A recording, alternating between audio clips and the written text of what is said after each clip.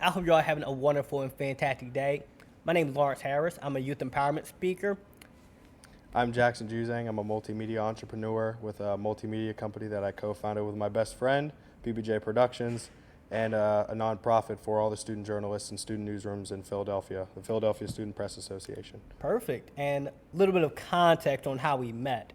I saw a post about him on a random page. Decided, you know what? I'm going to reach out because he handled journalism. I help teens and young adults improve their self-love, confidence, and positive outlook on life. So it's a perfect collaboration.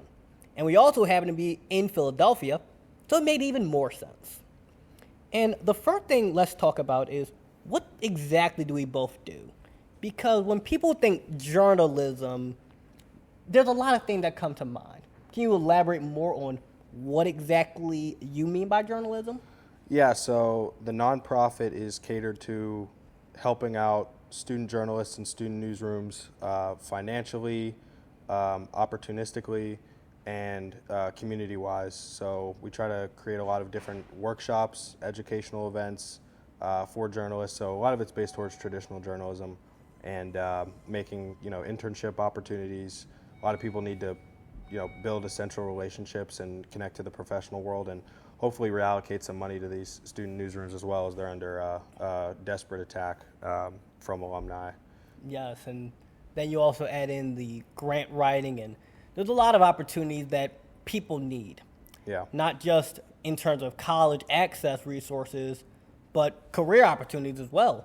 Since there's a lot of, at least in my opinion, I've noticed the mainstream news mainly pushes a lot of negativity. But we need to highlight the stories of people making a good difference in the world as well. Yeah, we've destigmatized positive coverage of events and of people, and because of that, everyone has a negative perception of whether it's a figure or if it's a group or if it's a movement or an organization. We've labeled every aspect of our lives, and because of that, there's no fluidity and there's no room for interpretation, and because of that, we are struggling as a generation. And of course, there's the bridge and the actual stats of unemployment for our generation and getting the opportunity to get entry-level jobs. That's not something that's made up. So it's definitely important to try to bridge people who are interested in any form of journalism to the professional world and give them opportunities to work. Yes, that's something I've noticed as well in terms of not just the issues with unemployment among journalists, but issues among unemployment, especially in our generation overall, since obviously, AI is taking over a lot of things. And then when it comes to creative pursuits, whether for me it's speaking, there's a lot of people who want to get into this, but they don't know how. Get into speaking? What you say? Get into speaking? Yeah, like as in terms of becoming a motivational speaker. Oh, dope, yeah. At least they're reaching out to me because I'm the one who does it. So Yeah. it could be, from your perception, you might think there's a lot more student journalists than there really are because of how many are coming to you. Right. It's like if there were 100 cars and everyone on your block has a red car, you think everyone does, but only the 20 people on your block have them. Right. So I hope that metaphor made sense to you. But No. what I'm getting at is that these figures, not just in our unemployment rate, but in our mental health rate, in our crisis intervention rate, they're shooting up like crazy. Like 70% of people in underage facilities, so think of juvenile centers, 70% have a diagnosable mental health condition. Yeah. And then you look at other figures such as what could be causing this? Well, we're constantly being shown the best of the best of the best. And we're being told that you have to be this way or you can't be anything. Yeah. If you don't go down a traditional path, you won't succeed. We're getting constantly shoved this because Yeah. typically the generation before us, that's what they were shown. And back then, it made sense. Yeah. No, I couldn't agree more with that. I think that's just a generational thing. Yep. And a caveat that comes with older people thinking they know everything, and they think that we don't know jack. So Yep.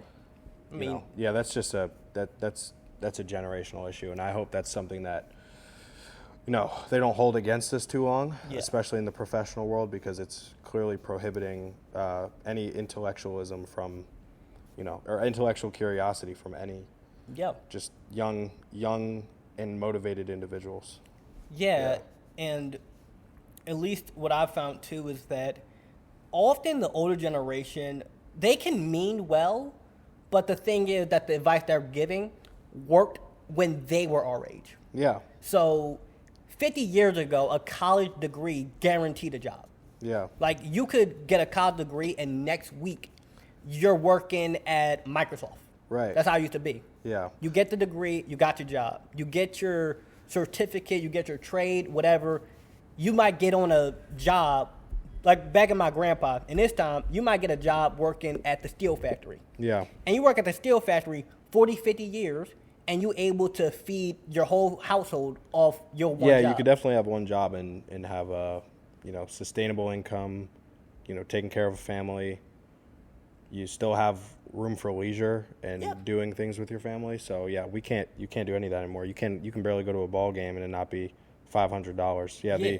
the inflation rate is absurd. So And it's problems that we hope to fix. And I'm not saying I know how to fix economical issues, but what I do know is that I want to fix consumption issues from the media. Yeah. That's definitely going to be my life's work, in trying to figure out ways that there can be connectivity among our generation amidst this individualism that we see within content and lack of attention span, short form domination. yeah. That's something I look to spearhead. And what's one of the main things that you wish people in our generation knew? Because you're around the college age. Like, how exactly old are you? I'm 20. I just turned 22. Oh, congratulations! I'm 19, so we're like, Yeah, I we're like know. right there. Yeah. But you're in the college age, where I'm fresh out of high school, pretty Yeah, much. right. So, yeah, I think one thing I'd say to our generation, I mean, because you're still Generation Z. Yeah. I mean, like, in if terms you- of, let's be a little more clear with it. Like, people who are going into college, like college freshmen, college sophomore, and what would I want? Yeah. College, high school seniors, and high school juniors. To Yeah. things like Well, that. I won't act like I know it all, but I will say that, make sure you step outside your comfort zone. Don't stay within social constraints. If you're a weird kid, be a weird kid. Don't fall into stereotypes of being a weird kid. Weird can come in many shapes and forms. Don't fall in line. Try to be a leader, and just be curious and be explorative and be spontaneous. Like, there's a lot of opportunities out there, and the weirdest or craziest situation could lead you to finding what you want to do in life. Yep. So, don't just follow the structure of, going to class, have a good time on the weekend, fall within your, college day-to-day life. If you're in a big city for sure and you go to college, then you have to utilize that. Like, you have to try to go to events downtown, just go downtown, check out the cultural civic life of a city. Like, that's really important. That's made a big impact on my life, transitioning from being a basketball player to, being a media entrepreneur. So I definitely encourage, our generation to explore, seek out leadership, and seek out opportunity. Yeah, that's huge, and I'm right with you on it because, for one, the way we met was literally just two people who were already on the path, just crossed each other, Yeah. and stepping outside of the traditional norm of what people say we should be. Like, when someone thinks journalism, what they usually are thinking is like somebody running up to celebrities at the Met Gala.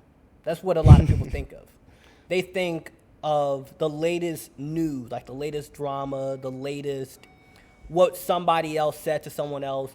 That's what's getting pushed on social media as journalism. Right.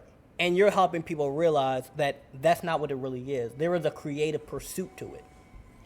I would also say, though, that I think people's perception of journalism is in bad faith. And I'd also attribute that to, like I said, the narrative structure of journalism in general. And that's been like a problem way past our generation. That's more so in the lines of the last 35 years or so. But beyond that, I think that people just aren't really reading and writing. Yeah. And that's like another big issue that we're having. The literacy rate in America has gone down. They just came out with reports that people aren't even able to do math, which Oh my is God. outside of my it's outside of my structure. But I just think we have so many general problems for learning, and I think a big part of that is how we consume media and technological devices. Like Yeah. we can't leave that out. That's like the biggest factor. So figuring out ways to make media more educational, more connecting, and those two things are big for me and positive, I'd say. Yeah. So We definitely need more of that because yeah, something I've noticed too is that you ever been to a free library? I have. You ever notice how empty they usually are? Yeah. Have you ever been to a college library? No, I haven't. You figure out how empty those are too. Yeah, and that's crazy because I would think, okay, I would assume if I'm paying 25,000, 40,000, 70,000, whatever people charge 100,000. nowadays, Yeah, people that charge a lot. I would use all resources available. Exactly. But that's the problem too that you mentioned with not only the literacy rate, but the way people are consuming media. We Yeah. want it now. We want it fast. We want Yeah. it quick. We want it easy. And we just want to be satisfied. We're not really looking to grow at all. So, I totally agree with you. If you go to a library and you could just scroll through the titles of books, you'd be fascinated. I mean, anybody should be fascinated. I mean, there's the widest range of topics you could think of in terms of literature, history, policy, legal, business, culture, STEM, whatever you want. Like it's there. It's in a book. That's And, why, that's why back during time when we had wars, the people would go out and conquer places. One of the first thing they do is burn down all the books. Yeah, Because exactly. if the people don't know, they don't know. Well, they don't even need to burn them anymore. People know. Yeah, now people don't know even read it. regardless. Yeah, And that's doesn't why matter. that's something I'm big on too, where we need to not only just push giving people the value and showing them that there is a positive side to life, but helping them to dig a little deeper. Do you have a favorite book? A lot of them. First one I would say, technically the Bible is a series of books, but outside of that, That's a wide scope, though. There's a lot of different interpretations. There's cultural perspective. then there are translations. Yeah, the translation. That's Like what I mean. if you Yeah. translate the Bible slightly differently, it makes zero sense. But I would say, yeah, because if you think about it, that's a whole different subject. We could go Yeah. down a whole rabbit hole. I in, know. biblical We really translations. could. We really could. We could be stuck here But forever. I would say outside the Bible, my favorite book probably comes in as Flower for Algernon. That's a good one. It's about this guy who has severe autism, and he gets brain surgery that makes him ultra smart, and he becomes friends with a rat. It's hard to explain the book Wow. because he does these experiments on the rat and make the rat become super smart Right. too. Okay. But the book pretty much just details the two extremes of intelligence. Right. Where you are debilitatingly unintelligent and then so absurdly intelligent that you can't really function in a normal society because that's why a lot of those old philosophers went crazy. One of them was, his name started with an N. Oh, Friedrich Nietzsche. He kind of went crazy because he was too smart. He was wish. so smart. Wish that was a problem I had. Well, the problem too, and because this is something I've seen people like this, where let's say you're just observe a group of people, and you'll notice they'll start talking behind each other's back when they're not around. Yeah. Imagine being so smart you're able to pick that up on a random crowd of people you've never seen before. Yeah, no, you can. Look I at don't a want group to. I don't want to compare myself to this genius philosopher whose whole notion is that he felt like he was too smart. But no, I definitely say I'm an observational person in that regard, and it's important. Again, I'm going into a field of communication. I need to know how day-to-day people operate, and ethnography is very important. I'm taking a class right now, actually, an anthropology class, but it's more on the ethnographic aspects of media and looking at audience engagement. I'm taking a lot of cultural classes that are relevant to that, and it's going to be really interesting to take those findings on in my career. So, yeah. And then when you mention cultural, first thing that comes to my head is this culture of our generation, the culture that we're surrounded in throughout Philadelphia, and overall the culture of social media, where it's, if you just observe hooks that people use, is often something very like jarringly emotional, like this us versus them mentality. Like we're gonna put people into these boxes, Yeah. and if you, okay, racism is a really good example of this. You know, it's unfortunate, but it's such a great example of this. When a message is presented in a way that like boxes these group of people separate from these group of people, it stops people from being able to blend together and understand one another. Yeah. And when we don't take the time to really understand each other, it leads to this division where you might know something that can benefit somebody else, but because their skin look different, or their eyes look different, or they walk different, or talk different, or speak a different language, having so much division put in our faces keeps us from connecting.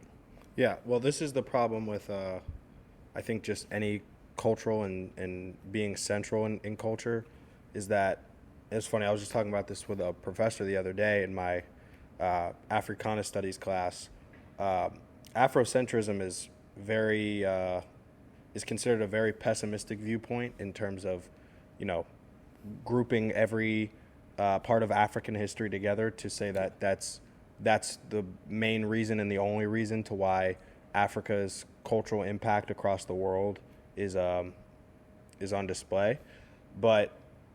And I agree with that to some regard, because nobody ever wants to talk about Africa, period. It's completely considered to be, you know, it's a second thought, which, you know, it's the resource capital of the globe. So the fact that people are, even for that regard, taking no accountability for recognizing Africa as the best, you know, as the most resourceful continent in the world is insane. But I will say, when you do have, you know, culture, if you have cultural centrism, then that does, you know, group everybody into certain categories. That's where stereotypes are formed.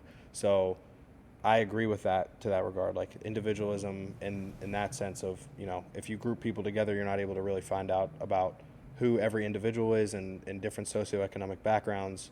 You're leading people astray on a group of people that, you know, are all completely different. So Yeah, that's one of the beautiful things about Philadelphia. We have so much diversity here.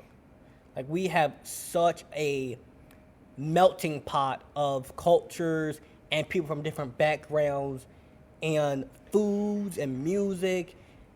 And Yeah. when we come together and we see that we're all, that even though we may have our differences, we're all very similar in our nature as people, it's a truly beautiful thing. And why do you think that, because you mentioned that Africa, despite being the richest continent resource-wise, is like this second thought. Why do you think that is? because it's where black people are. I mean, there's not really much more than that. Like, I mean, again, you drain a continent of its resources and distribute them throughout, you know, the Western globe. Then, you know, people are going to be looking at Western civilization and saying, oh, this is where the resources are, when either historically all the resources have been in Africa, or they're still taking them from Africa. You know, then no one's going to want to either talk about that and get into that problem in discourse. And then again, it's just where black people, it's where the Middle East is. But I don't even like saying the Middle East, because it's North Africa. Yeah, it's like it's just high North Africa. Africa. Yeah, it's just Northeast Africa. Like, the Middle East makes it a whole different conversation. So diction and choice of words really matter when you're talking about, you know, Africa or North Africa and all the political issues that come with that. But Yeah. I don't know if that's something that's, you know, susceptible to change. You know, the goal, again, media consumption is the biggest constraint to how people will look at other people, and it forever will be. So Yeah. I want to make sure I can have a foot in changing that. Yeah, that's something that I'm big on too, where I kind of just want to spread a message to people that not only do you matter, but so do other people. Yeah, Like, it's- that's what people really need. We have enough of Yeah. you matter. I promise you, we have enough of that. I mean, we can continue to get more, which is great. And we have, like you said, you're in mental health. We have various resources, and we've put a lot of money now into, you matter. Make sure you're taking care of yourself. You deserve as much as possible. And I'm definitely one of the biggest pro advocates of mental health. I mean, that's what the field my dad's in. But when we do that, we're discounting people who are physically lacking resources. And a lot of it, I love that point you made. Like, we have to really preach others matter. Like, Yeah. we have to be able to help other people after we help ourselves. Yeah, Yeah. because the notion of even just the advice that you matter, your needs matter, you deserve love, are all great things. Yeah. But when we take it to the extreme, that's when we have a problem. Because if you are only focused on how much I matter and my needs matter, but you don't think about, okay, let me share my resources with others. Yeah. Not to for say sure. that you go give your life savings to random strangers, but make sure that your needs are met emotionally, mentally, physically, energetically, spiritually, Yeah. however you look at it, and give that to others too. Yeah. And by pushing these sort of messages out there, by letting people know that we need to be less individualistic while also still having self-respect, Yeah. that's such a critical thing nowadays. Because with, like you said, the way people consume media it's an algorithm of what you want. Yeah. Like, exactly. like what do you want to hear about? Yeah. When in reality, I mean, the whole scope of news and the preface of news is to inform everybody at a broad scale. And, we're in a world of niches now, and things won't get funded if you're not focusing on a certain audience or a certain group or a certain problem. And because of that, everyone's having different problems now, and they need to be satisfied in different ways, and there's no connection with that. So, yeah. What's Yeah. something that you think can help, like, to people who are listening to this video, podcast, whatever we're going to label this, what's something that you think they could do to help create that connection to other people? I'd say go out and be physical within spaces. Again, don't get attached to your phone, although I guess my work will generally be successful with people's attachment to electronics. But I will say that the whole goal is to, I guess just hear other people's perspectives. If you're a people watcher, be a people watcher and see what other cultures or other personal identities, how they're conforming and using the world. Yeah. And other than that, just be open. Again, I really stressed that in the beginning. Like, you cannot go into new spaces. You can't go into big cities. Like you said, everywhere's a cultural melting pot. When you have a top, I think this is the sixth biggest city in the country. Yeah. But you have New York, it's an hour away. You have, Chicago, that's a flight away, and you have Boston, you have DC. The whole Northeast is a cultural phenomenon, and you have to utilize that. There's so much you can learn through all of these experiences, and I just stress to people to step outside their comfort zone. That's all you can really do first, and through that we'll get better people. Oh, yeah, definitely. That comfort zone part, we could take that so many ways. Well, yeah, that's the whole point of consumption too. Is like you get complacent. So Yeah, like switch things up. If all you're used to doing is listening to even just as simple as music, yeah, like even something as simple as, hey, go listen to some Spanish music. Yeah, I don't right. speak Spanish. I don't understand a single word but of what it's they're saying. but it's groovy, right? Yeah, it is. The weird part though is sometimes you'll translate it, and that song, it sounds so happy, you just vibe into it. You read it, it's about somebody's dead dog. It's about somebody like heartbreak story, but the Macarenas, it had you feeling so good. The drum line, and then they had the trumpets on it. Yeah, yeah. Or something as simple as just See, but trying that's a new cultural food. that's a cultural difference. Like, you're able to have high tempo, high frequency songs with saddened stories, and Yeah. it's only considered sad to us. It could be a story of liberation or of encouragement to somebody else, you know? Yeah. So, or to them, to their audience. And in the same way is too like foods. So a lot of times something like oxtails. To somebody who, you ever had them? I've never, You never had oxtails? I've never had oxtails How in the world? How you never had oxtails? because it's an oxtail. I mean, you know what I mean? I got to be open to it. I mean, see, because on the surface it looked like somebody just threw some chunks of meat in there, and it is literal animal tail. Like it is literally an God. oxtail. I mean, it's not look, I'm sure. metaphorically What's it called taste that. like? What's it taste like? Delicious, fantastic. Okay, yeah, but that doesn't. Tastes, okay, That's great. It's a taste that cannot be described. Does it taste like chicken? Not exactly. Okay, give me a. It's like it's so hard to describe the taste. It's like a beef, duck. It's so many animals in one. But the point I'm getting at is to somebody who, let's say you grew up in like Korea, and over there, if you said they actually do eat oxtails over there. I can't even use that as an example. They do, but oxtails in the way I'm thinking about it is like Jamaican oxtails. Okay. It's meat with like all these seasonings on it, and the sauce super thick, and it smells spicy, and but it tastes so good. It But smells to, spicy. That's good. but to somebody who never like tried that sort of dish, it's weird to them. Yeah. Just because you've never been exposed to the culture. Yeah, exactly. or And they're something like- quick to dismiss it. Yeah, which or is the like problem. fish eye soup. That's a better example. I've never had it, but it's a thing. Fish eye soup or cow tongue, Cow tongue. Yeah. Yeah. or like pig feet. yeah. Right. You know, to someone who never been either experienced that culture, or never like seen it or tested something new out. Yeah. All we know is what we know. And that's where That's true. people start to like become hyper defensive of their ideals and their way, and this is how Yeah. I've always known. Yeah. Well, the problem is that people alienate what they don't know rather than Yeah. just be curious about it. And you don't even need to explore it, even though I think it would be great for you to explore it, and like I think that's a part of the fulfillment of life anyway.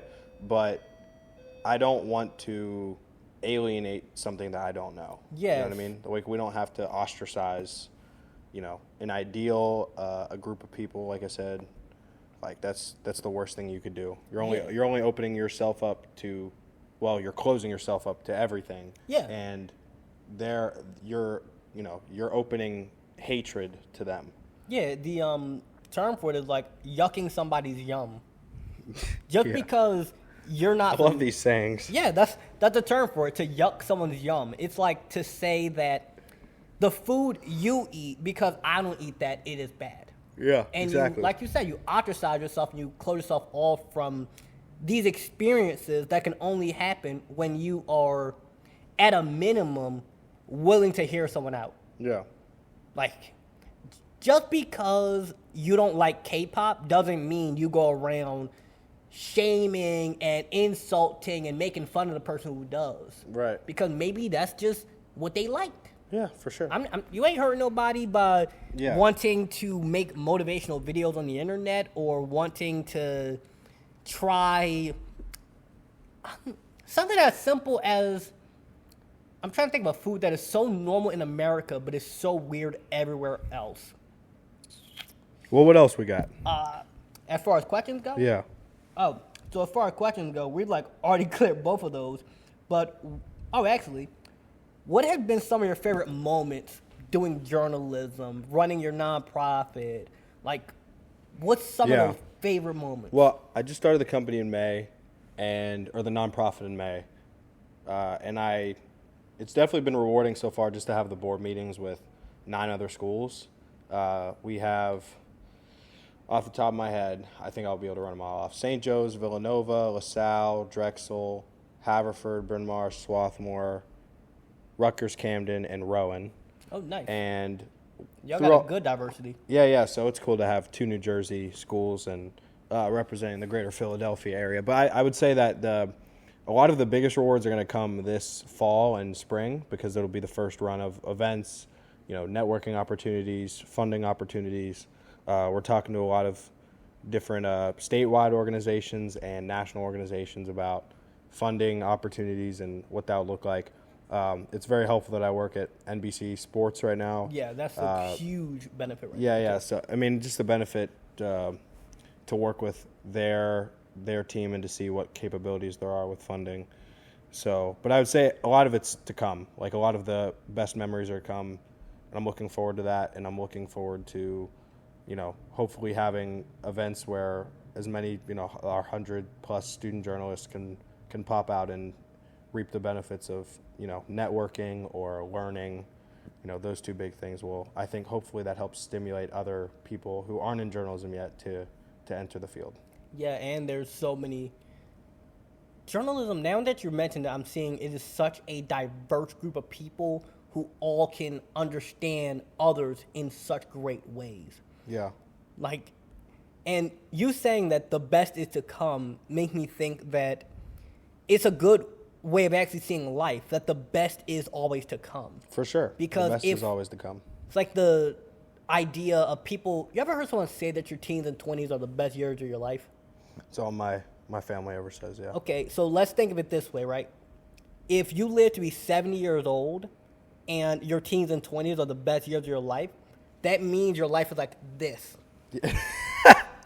Yeah, it's Like, true. like you mean to tell me at 31 it only gets worse? Yeah, right, right. Like For the next 40 years. yeah, like when my grandkids are born, that's worse. Right. That's a great point. I And- mean, hopefully starting a family and, retiring and being able to take care of Yeah. the people I love, that'll be the I would- best moments of my life. And I plan on having that be, and hopefully I can retire early. Yeah. And, oh my gosh, I mean, for my life personally, it's only up from here. This is Good to know. This is an interesting spot to be in because Philadelphia, like I said, media ecosystem is in a very weird state, and I'm looking forward to actually moving to LA to. Oh yeah, they got pursue- plenty over there. Well, yeah, it's just entertainment capital of the world, and I'm looking forward to like I said, learning from some of the best professors in the world in terms of connections and knowledge in the industry, and applying that and kind of learning outwardly to affect my initiatives, and then hopefully create something like what I'm doing with Philadelphia out in LA within South Central. Yeah, that will give you a lot of like good opportunities over there, especially with connecting with schools over there. Yeah, that'd be cool. Because if you already have connected with the schools in Philadelphia and in Jersey, you know how to get in there too. No, yeah. So I now mean, you're yeah, like across the country. I got a framework for sure. But yeah, what's been the most rewarding thing for you as a speaker at high schools and going around? There's been multiple, but one that just popped to my head was it was last month. I spoke at a summer camp that I used to be a camper at 10 years ago. Wow. So it was a huge full circle moment, and the staff that were there were the same ones from when I was like 10. So they have seen me grow up. They've seen me develop and grow into who I am today. And going in there and speaking to the students, I saw myself in them. Yeah. Like I saw the nervous little shy Lawrence in those kids. And I know that the things I share with them, they're going to grow up and one day they're going to be like, I remember when Lawrence came in here. And I'm going to Yeah. get an email from them one day. And they're going to be like, hey, Lawrence, you remember on, August of 2025, and you came to speak at Blue Bay Foundation? I'll be like, yeah, I remember that. Well, here's how my life been going. You told me to believe in myself. You told me that I can achieve my goals. And now I start a business. I retired my mom. And that's going to be such a rewarding experience for me. Other ones are, I do a lot of speaking at like mental health organizations. So NAMI. And when I go into places like that, I see people start to love themselves again. Like they start to realize that, because a lot of them have gone through some crazy things. Like they've been to some of the lowest, darkest places you can think of, addictions and abuse and all sort of things. So it's really easy for them to think that like there's no hope for them. Right. And when I go in there and I speak to them and I tell them about what I've been through and how I was able to get better, they realize that, oh, it's possible. And sometimes that's all people need. They just need to know that you're somebody For sure. and that what the world says about you does not have to be your opinion of yourself.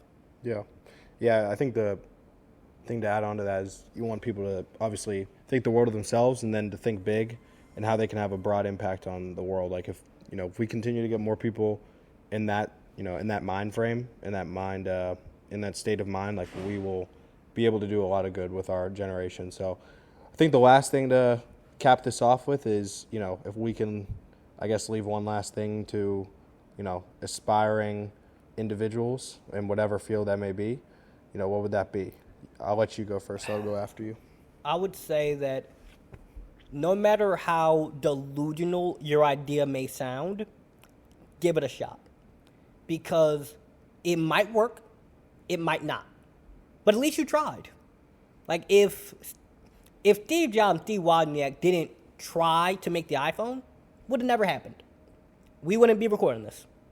If the people who created Wi-Fi didn't try, we wouldn't have YouTube. If the people who... We wouldn't have internet. Yeah, we wouldn't have anything. Nothing, really. We would still be... we would be on horseback. I don't know. If it wasn't for the we internet... still had cars. We still had cars. Well, let's say you wanted to send somebody a message. Realistically, you would have had to use a horse. Like, imagine that. Imagine texting people. We had a mail system still. With horses. No. With horses and trains. It took 3 days to find out something. Like, it took 3 days. Imagine if somebody died, right? And you get the letter a week later that it happened, but the funeral's already over. Imagine that. No, that wasn't happening. So I would just say, to make it simple, for anybody aspiring to achieve their goals, believe in yourself. Give it a chance, because it might work, it might not. Well, the last thing I guess I'll leave this with is, again, think bigger than yourself. And if you're passionate about something, be as crazy about it as possible, and think about how your work can affect a broader community at the least, if not, everybody.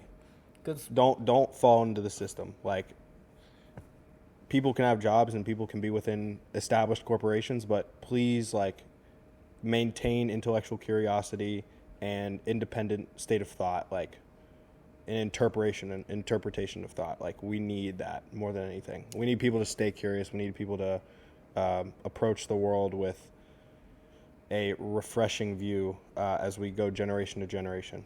Yeah, it's like little kids are such a great reminder of that. Like, Yeah. do you have any You have to maintain- really young, really young siblings or cousins or anything?